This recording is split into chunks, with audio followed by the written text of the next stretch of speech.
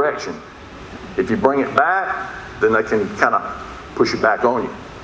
You want to be from a position of strength to be able to deflect and defend yourself.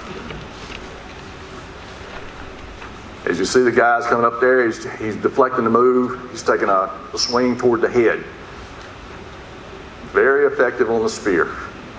And it's something that you can pick up on and utilize. And you may have somebody that practices that in their area. Mike Blyer is the guy that came up with the system. Like I say, the military does use it to include special operations personnel. And then you have your strike points. You have your focus areas where you're going to hit them at. Now you got to look at the person's position where they're at. The main thing is you train. You need to train and you need to practice. Decide what you're going to do. When we train, we have to train with our weapons or our firearms. We go through tactical courses. We have to carry our gear, and we've got a tactical course we go through, and we've got a certain amount of time that we have to accomplish that goal.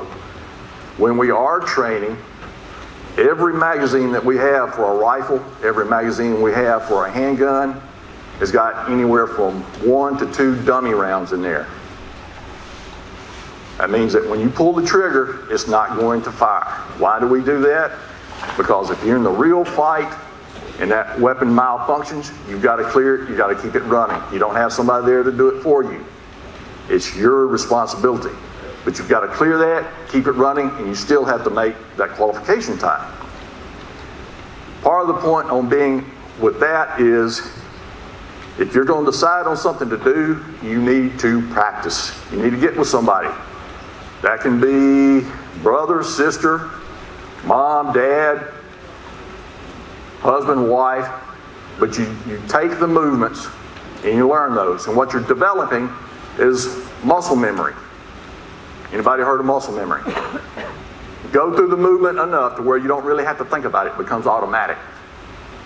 The good part of that is when things do go down, you don't have to think about it. It just automatically, you take action. And it pares the time down. You can do it now. You don't have to stop and think about it. Get it done. Because what are you looking at? You're looking at preventing yourself from being injured.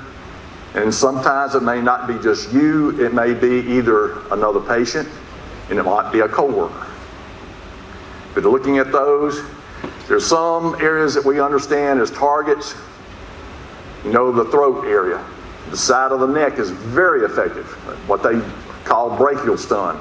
If you use like a hammer fist or hit them in the side of the neck, it may, after a period of time, they may stand up for a little while, and they'll weeble and they'll wobble and they will fall down. Another very effective, and I tell you from personal experience, not from a fight, but just from soccer. Intramural soccer in college.